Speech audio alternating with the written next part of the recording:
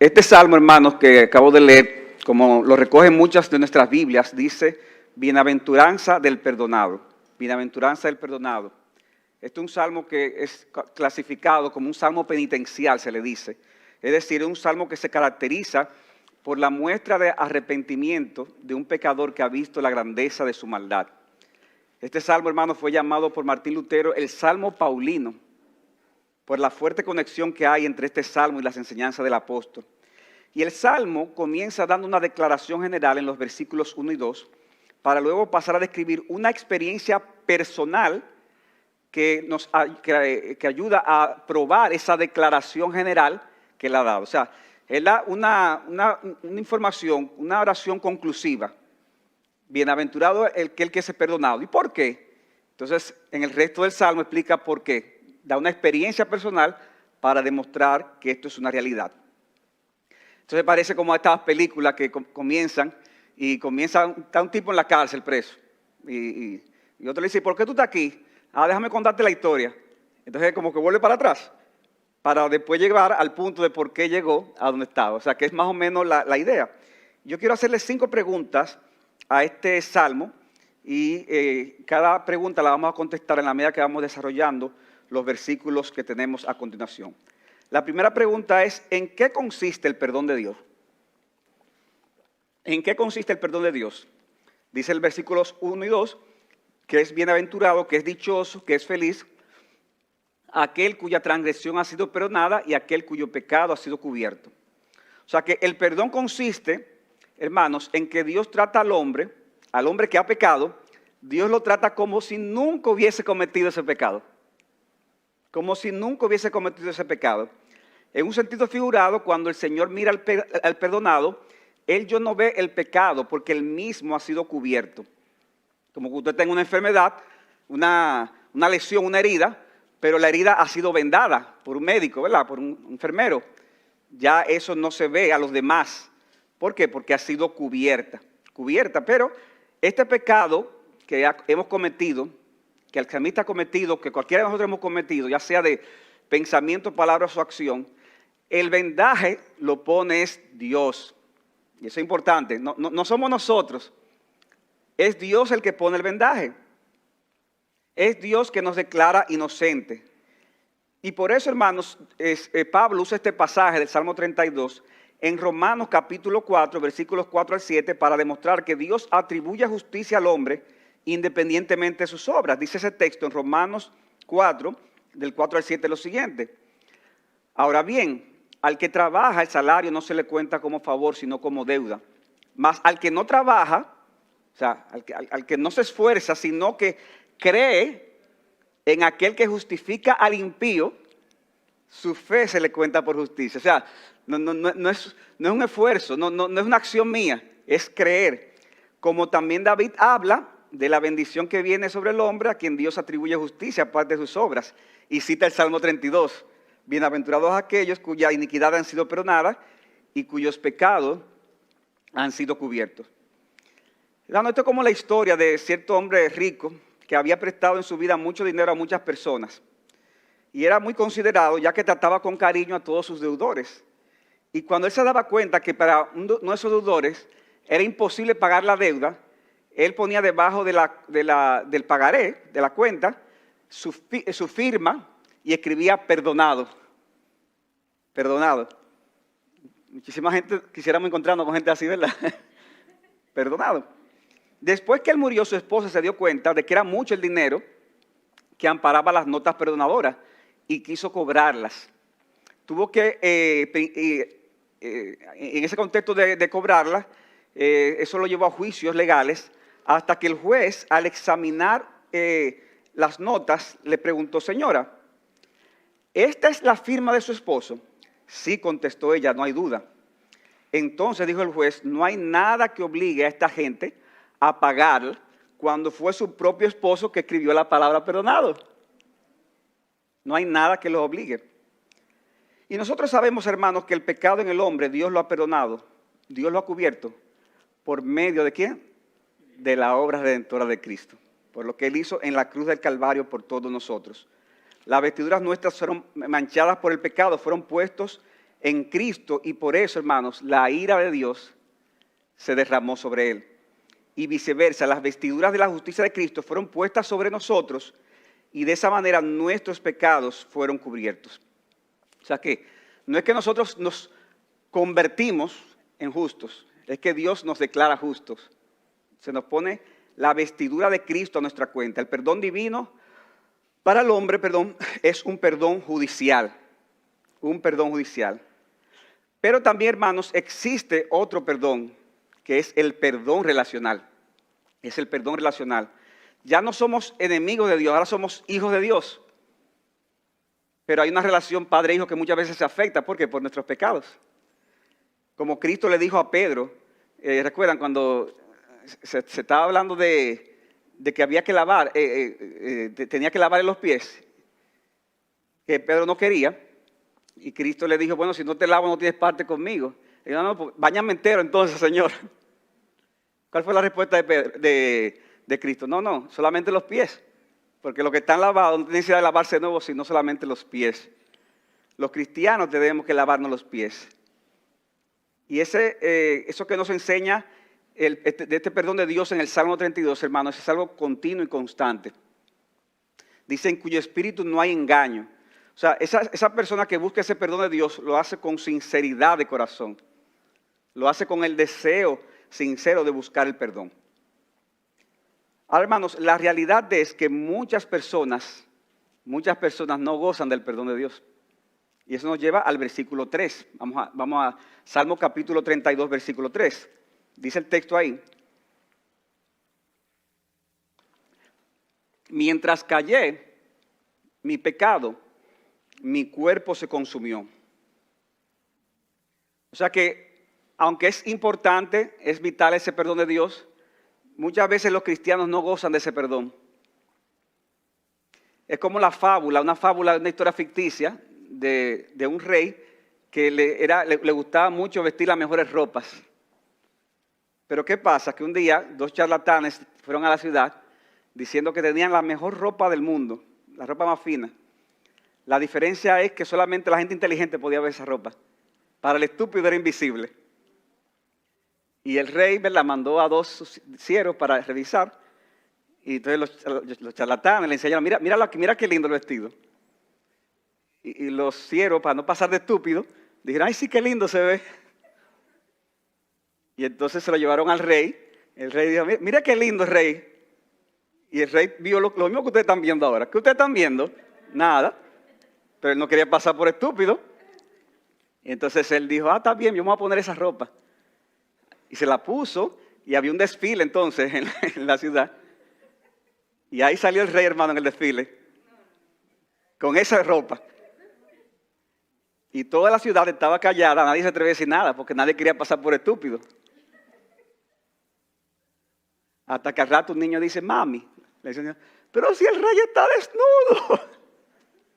Y entonces ahí el rey se dio cuenta de que lo que quería evitar, eso fue lo que demostró. Adivinen qué, que era un estúpido. Pero hermano, lo mismo pasa con nosotros cuando queremos tapar el pecado en nuestras vidas por nosotros mismos. Creemos que lo hemos tapado, pero hermano, estamos desnudos ante Dios. Ese pecado sigue ahí. No ha sido cubierto con las vestiduras de Dios, porque las vestiduras de Dios son las únicas que pueden tapar el pecado. Escuchaba un predicador mencionando algunas vestiduras humanas que usamos para tapar el pecado. Por ejemplo, muchas personas tapan su pecado justificándolo. Eso fue lo que pasó con Adán y Eva cuando pecaron, que Dios le llama la atención. ¿Qué dice la Biblia? Adán, ¿dónde estás? ¿Qué hiciste? A la mujer que tú me diste por compañera. Y cuando va donde Eva, ¿qué dice? Le dice Eva, la serpiente me dio y yo comí. O sea, hay personas que justifican su pecado. Esa es la vestidura que usa, la justificación. Todo el mundo tiene la culpa. Tus hermanos, tus padres, tu profesor, el país, la economía, el trabajo. Pero hermanos, esas son formas de cubrir el pecado, como la de ese rey. Así actuó Aarón, cuando dice la Biblia que el pueblo le pidió adorar de una forma incorrecta. Y Aarón dice, préstenme las argollas y las cosas de oro que tengan. Y dice la Biblia que formó el becerro. Cuando Moisés le llama la atención para decirle por qué hizo eso. ¿Cuál fue la respuesta de Aarón? Es que el pueblo me presionaba y yo le dije que me diera las cosas de oro. Y yo lo entré en ese horno y salió este becerro. O sea, como que fue un milagro que salió. Todo el mundo tiene la culpa. Y hermanos, esas son formas incorrectas de justificar el pecado. Todo el mundo lo hace. Todo el mundo lo ve. Todo el mundo se fija en el examen. Y entonces, todo el mundo se viste así. Pero hermanos, no todo lo que es culturalmente aceptable es moralmente correcto. No todo lo que es culturalmente aceptable es moralmente correcto. Nada justificará tu pecado. Hay otros que lo que hacen es que le cambian el nombre al pecado. Que le cambian el nombre al pecado. Primera de Samuel, capítulo 15, versículo 15. Vamos allá. Primero de Samuel, capítulo 15, versículo 15. Dice así la palabra de Dios.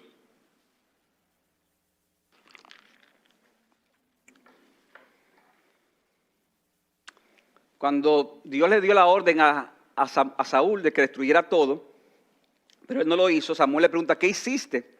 Y dice la palabra de Dios, y Saúl respondió, los han traído de los amalecitas, porque el pueblo perdonó lo mejor de las ovejas y de los bueyes para sacrificar al Señor tu Dios. Pero lo demás lo destruimos por completo. Es decir, él no obedeció la orden de destruirlo todo, sino que dijo, dejamos algunas cosas, pero Señor, fue para sacrificarlas a ti. ¿Y qué es eso, hermanos? Eso es cambiar el nombre al pecado. Y por eso hay gente que a la codicia le llaman diligencia. A la tacañería le llaman ser económico. Es que le gusta ganar el presupuesto. No, usted es tacaño. Hay gente que tiene un temperamento airado, pero que dice, lo que pasa es que yo soy franco. A la glotonería le llaman buen apetito. Es que imagínate, le da al pobre. Algunos entienden, hermanos, que por contexto cultural en que vivimos hay cosas que no se le deben llamar pecado, pero la Biblia nos advierte contra aquel que llama a lo malo bueno y a lo bueno malo. Hay otros que lo que hacen es que lo cubren con un manto espiritual. O sea, saben que han pecado, pero entonces comienzan a hacer cosas buenas. O sea, una gente que tú ves que en su casa se traga, insulta a la esposa, insulta a los hijos, o la esposa también, pero cuando están en la iglesia es una espiritualidad que se le mete. Pero eso cuando están en la iglesia, pero en la casa ya ustedes saben cómo es la cosa. Sea, hermanos, cuales sean las formas humanas con las que estamos cubriendo nuestros pecados, estas nos alejarán del perdón de Dios. Y eso nos hará daño, hermanos, si no tratamos eso a tiempo. Y eso nos lleva, hermanos, a la tercera pregunta. ¿Cuáles son los frutos amargos de no disfrutar este perdón de Dios? ¿Hemos visto en qué consiste el perdón de Dios? En segundo lugar, ¿por qué algunos no gozan de ese perdón? En tercer lugar, ¿cuáles son los frutos amargos de no gozar de ese perdón de Dios? Dice el Salmo, capítulo 32, versículo 3, mientras callé mi pecado, mi cuerpo se consumió, con mi gemir durante todo el día, porque de día y de noche tu mano pesaba sobre mí. Mi vitalidad se desvanecía con el calor del verano. En otras palabras, mis hermanos, los frutos amargos que cosechó el salmista podemos resumirlo de la siguiente manera. Cuando no gozamos del perdón de Dios, eso produce el desagrado de Dios. Eso nos lleva a una decadencia espiritual y aún nos puede afectar hasta físicamente. O sea, el no gozar del perdón de Dios nos lleva al desagrado de Dios, a la decadencia espiritual y hasta podemos enfermarnos. Es lo que pasó con el salmista. Dice él, de día y de noche se agravó sobre mí tu mano. O sea, él sentía que era la mano de Dios, le estaba como apretándolo. Ese Dios que antes era su padre, que era su amigo, que era el objeto de su deleite, ahora lo sentía como un enemigo que lo afligía. Y también habla de esa decadencia espiritual y la aflicción física que eso le produjo. Dice, se envejecieron mis huesos en mi gemir durante todo el día. Se volvió mi verdor en sequedades de verano. Es decir, que su vida se había vuelto lánguida, pesada y molestosa. Ya él no se deleitaba tanto en las cosas del Señor. No disfrutaba de la comunión con el pueblo de Dios. No disfrutaba con la iglesia, con la familia. Ahora dice que todo el tiempo lo que hacía era ¿qué? Que gemía. Y eso provocó físicamente su salud. Dice, un envejecimiento prematuro en sus huesos. Se envejecieron mis huesos. Se volvió mi verdor en sequedades de verano. Un hombre de guerra. Comenzó a sentirse, hermanos, como un viejito. Comenzó a sentirse sin fuerzas. Porque tener una conciencia culpable, óigame bien, es una de las peores calamidades que le puede pasar a un ser humano. Dice Proverbios 28:1, huye el impío sin que nadie lo persiga. ¿Y por qué huye si nadie lo persigue? Por la conciencia, hermanos, que lleva a personas a niveles de demencia y a otros como a Judas inclusive llegan a quitarse la vida. Y esos frutos, hermanos, son terribles. Y mi amigo, si tú estás aquí y no conoces a Cristo, será más terrible para ti, porque eso te mantendrá alejado de Dios y eso te llevará a una segura condenación en aquel día si no te arrepientes ahora que estás con vida. Es necesario, amigos, es necesario, hermanos, buscar de corazón el perdón de Dios. Y eso nos lleva de la mano a la cuarta pregunta. Hemos visto en primer lugar en qué consiste el perdón de Dios. En segundo lugar hemos visto por qué algunos no gozan de ese perdón. Y en tercer lugar hemos visto los frutos amargos de no gozar el perdón de Dios. En cuarto lugar, ¿cómo se obtiene el perdón de Dios? Versículo 5 del Salmo 32 dice, mi pecado te declaré y no encubrí mi iniquidad. Dije, confesaré mis transgresiones a Jehová, al Señor, y tú perdonaste la maldad de mi pecado. O sea que según el texto, el perdón vino o viene a través de la confesión. La confesión, eso, hermano, no es difícil de entender, ¿verdad que no? Pero frecuentemente nos vemos buscando muchas formas de tratar con nuestros pecados diferente a la forma divina. Pero el método divino para tratar con nuestro pecado es, repito, la confesión. Pero aclaro, hermanos, no porque la confesión nos haga dignos del perdón de Dios. Juan Calvino decía, o dijo, David obtuvo el perdón a través de su confesión, no porque el mero acto de confesar lo hiciera merecedor del perdón, sino porque bajo la dirección de la fe, él humillado imploró misericordia ante su juez. Porque, hermanos, cuando un corazón se dispone a confesar con sinceridad sus pecados a Dios, es porque se está arrepintiendo y está, ¿qué? Ejerciendo fe. Y está ejerciendo fe porque él ha decidido que no va a cubrir más sus pecados con métodos humanos, sino que lo va a usar, hermanos, a la manera de Dios. A la manera de Dios. O sea, no es que tú vas a repetir una oración, como a veces se piensa. Yo hice una oración un día. No es el mero acto de repetir, hermanos, eso no es un fetiche. Calvino decía, no es la confesión la causa por la cual obtenemos la gracia. La confesión sin duda interviene, pero debemos de ir más allá y considerar que es por la fe que abre nuestros corazones y lengua por la que podemos obtener el perdón. Y hermanos, la medicina que necesita el pecador es la misma medicina que necesita el cristiano. No importa lo pequeño que sea nuestro pecado, hermanos, debemos confesarlo a Dios. Pero también, hermanos, no importa lo grande que sea, Dios está dispuesto a perdonarlo. No hay pecado tan grande que pueda ser cometido, decía un autor, que no sea tan grande para ser perdonado. Y esa fue la experiencia de David en el Salmo 32, que posiblemente vino en el contexto de su pecado con Betsabé. Fue un pecado grande, fue un pecado terrible, pero Dios lo perdonó. Y esa respuesta divina, ese perdón de Dios, hermanos, viene mucho más rápido de lo que nos imaginamos. Cuando estamos confesando es porque nos estamos arrepintiendo y Dios a la vez nos está perdonando. Ya Dios te está perdonando cuando tú te dispones a confesar. El salmista dice, confesaré mis transgresiones al Señor en futuro. ¿Y cómo responde el salmista? En pasado. Y el Señor perdonó la maldad de mi pecado. En futuro confesará y ya Dios perdonó. Y hermanos, eso fue lo que le sucedió a David en 2 de Samuel capítulo 12 versículo 13. 2 de Samuel 12, 13. Cuando en ese momento David estaba endurecido en su corazón por haber cometido adulterio y asesinato. Y llega el profeta Natán y hace aquella historia famosa de aquel hombre que tenía muchos corderos, muchas vacas.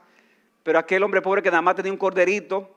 Pero ¿qué sucedió? Que el hombre rico cogió al corderito del hombre pobre para hacer una carne para un amigo que lo fue a visitar. Y David en ese momento reacciona y dice, wow, pero lo que hizo ese hombre es digno de muerte. Y Natán le dice, David, pero tú eres ese hombre. O sea, lo señaló directamente como el culpable de su pecado. Y le dice los juicios que le van a venir. Y hermanos, muchas cosas le van a venir a David por eso. Fue un pecado grosero, que había hecho inclusive blasfemar a los enemigos del Señor. Y lo único que dijo David fue, cuando Natán le dijo eso fue, pequé contra el Señor. Eso fue lo único que dijo. Pequé contra el Señor. Y ahí mismo, hermanos, Natán le dijo, David, el Señor oyó tu oración, no morirás. Inmediatamente, hermanos. Inmediatamente, amigos. Él no tuvo que hacer una penitencia prolongada.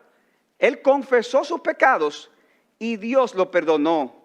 Por eso, mi amigo, si tú vienes a Cristo hoy y te arrepientes de tus pecados, ahora mismo Dios perdonará tu pecado. No importa lo que hayas hecho. Mi hermano, no importa si hay pecado en tu vida no confesado. Si tú lo confiesas al Señor, el Señor perdonará inmediatamente todos tus pecados. Y eso va a traer una transformación, hermanos, en nuestras vidas. No debemos posponer eso. ¿A tú no le ha pasado que usted sabe que hace algo malo? Digo, bueno, déjame esperar más adelante para confesar. No, hermano, ahí mismo confiésalo. Confiesa tu pecado ahí mismo. Con nombre y apellido.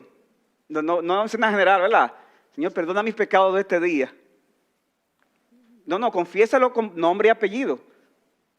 Claro, tú puedes decirle, bueno, Señor, si hay algún pecado cuando recuerde, perdónalo. Pero el pecado debe ser confesado. Y cuando el pecado es confesado, Dios inmediatamente lo perdona por medio de la obra de Jesucristo. Mi hermano, ¿hay algún pecado en tu vida que tú no has confesado? Revisa en tu corazón, en tu vida personal, en tu vida matrimonial, en tu trabajo. Algo que tú sabes que no anda conforme a la voluntad de Dios. Algo que tú sabes que está causando el desagrado de Dios. Ve y tráelo a la presencia del Señor y confiesa tu pecado al Señor. Que hermanos, el Señor está más deseoso de perdonarnos si nos arrepentimos que lo que nosotros muchas veces estamos dispuestos a arrepentirnos de nuestro pecado. ¿Se entendió eso? Él está más deseoso de perdonarnos si nos arrepentimos que lo que nosotros estamos deseosos de arrepentirnos. Y eso fue lo que sucedió con el hijo pródigo. ¿Recuerdan esa historia? Ese hijo que se había apartado de la casa de su padre y había malgastado todo. Y cuando se dio cuenta de su pecado, cuando se dio cuenta de su maldad, ¿qué hizo? Él dijo, yo volveré a la casa de mi padre y confesaré mi pecado al Señor.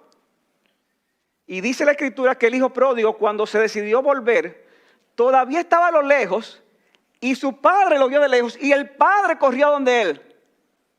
Y se echó sobre su cuello y lo abrazó y lo besó. O sea, no fue el hijo que corrió donde el papá. El papá corrió donde el hijo y lo abrazó y lo besó. Cuando tú quieras confesar tu pecado al Señor, mi hermano, piensa en esa escena y recuerda que cuando tú te dispongas a ir, Dios mismo correrá a donde ti, te abrazará, te besará y te dirá, mi hijo, tú estás totalmente perdonado.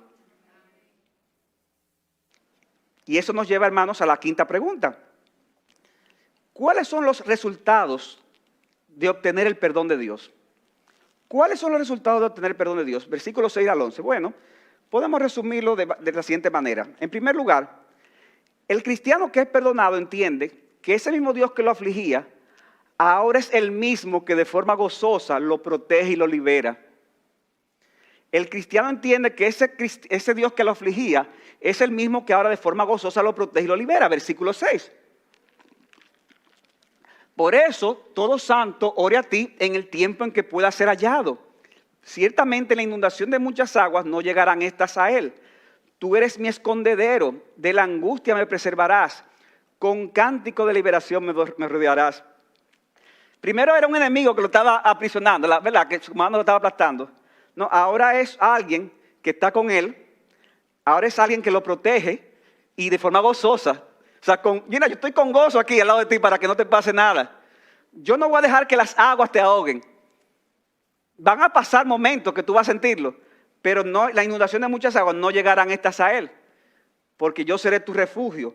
Yo te guardaré y con cántico de liberación te rodearé. Hermanos, ese es nuestro Dios. Cuando confesamos nuestros pecados, ahora el gozoso no solamente nos perdona, sino que nos defiende y nos protege. Pero en segundo lugar también, ese cristiano toma en cuenta su propia experiencia, tomando en cuenta su propia experiencia, comparte a otros esa experiencia del perdón de Dios. Le comparte a otros esa experiencia del perdón de Dios. Dice, yo te haré saber y te enseñaré el camino en que debes andar. Te aconsejaré con mis ojos puestos en ti. No seas como el caballo, como el mulo que no tienen entendimiento, cuyo arreo incluye brida y freno para sujetarlo, porque si no, no se acercan a ti. Muchos son los dolores del impío, pero al que confía en el Señor, la misericordia lo rodeará. En otras palabras, hermanos, cuando estamos en pecado, actuamos de una manera irracional. Y eso trae consecuencias para nuestras vidas.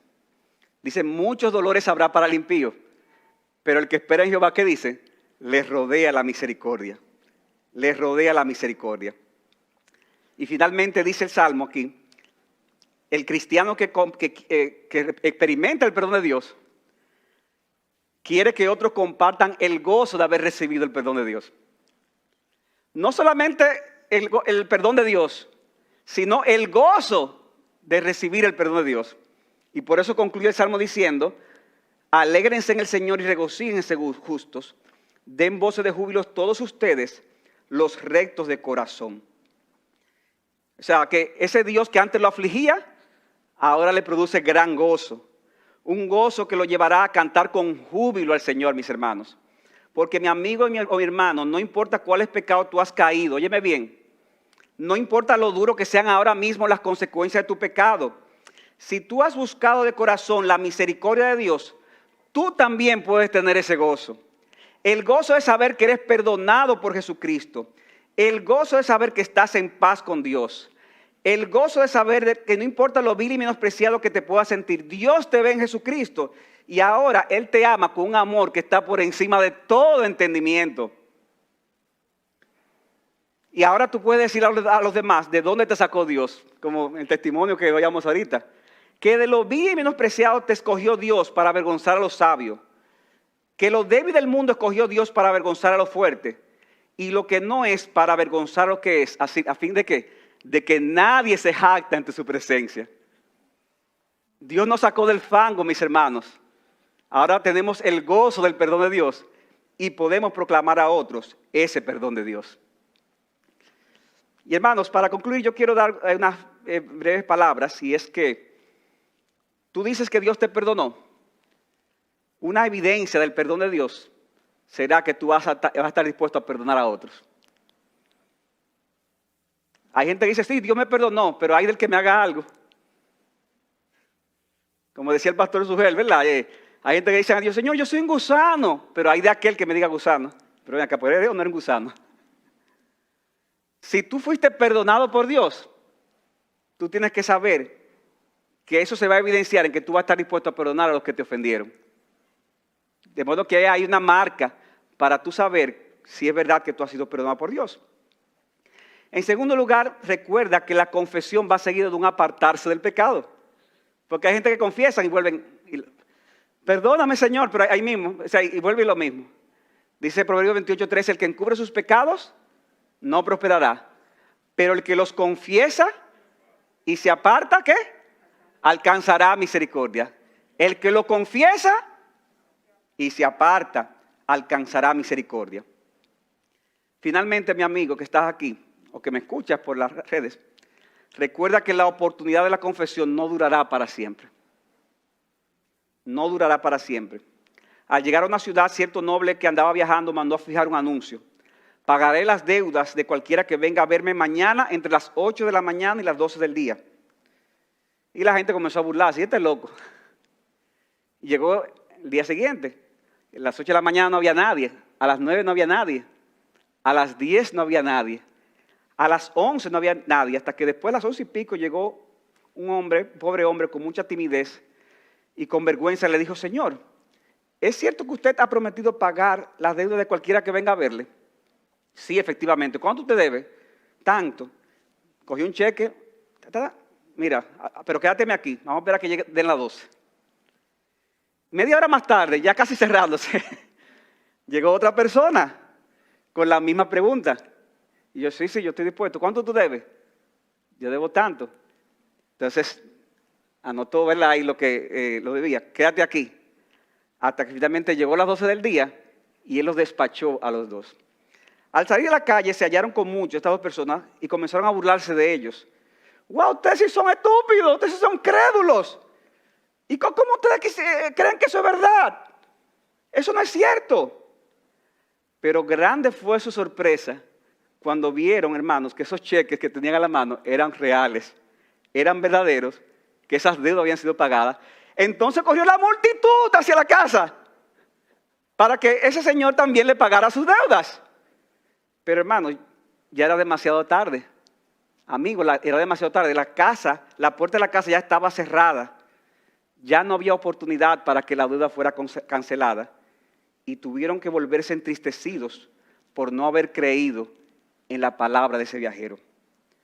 Por eso, mi amigo, óyeme bien, aprovecha tú que estás escuchando este mensaje ahora, que es una señal de que la oferta del perdón la tienes disponible, de que todavía la puerta está abierta, de que todavía el dueño de la casa está ahí, de que todavía él puede hacer el cheque y firmar y decir, tus pecados han sido perdonados por la sangre de Cristo. Aprovecha ahora para ti que hay esperanza, porque si no la aprovecha ahora, puede ser que sea luego demasiado tarde. Mi hermano que estás aquí, si hay pecado en tu vida, confiésalo al Señor. Confiésalo al Señor. Tú no vas a impresionar al Señor, confiésalo. Y si es necesario, porque hay pecados que son así, confiésalo a quien tú has agraviado. A tu esposa tal vez, a tu esposo. Tal vez ha hecho algo que tú debes confesárselo. A tus hijos, a tu jefe, a tu empleado. Confiesa tus pecados. ¿Qué van a pensar ellos de ti cuando tú lo hagas? Van a pensar que tú eres un pecador que te estás arrepintiendo de tu pecado. Que no hay necesidad de impresionar a Dios. De que ya Dios fue impresionado por la obra de Jesucristo en nosotros. Y vivamos, hermanos, cada día, cada momento, con esa conciencia limpia delante de Dios y delante de los hombres, en la que nuestros pecados, con nombre y apellido, siempre serán confesados. Y una vez confesado, eso nos ayudará a vivir más, cada día más, para la gloria de nuestro Dios. Que el Señor les bendiga, hermanos.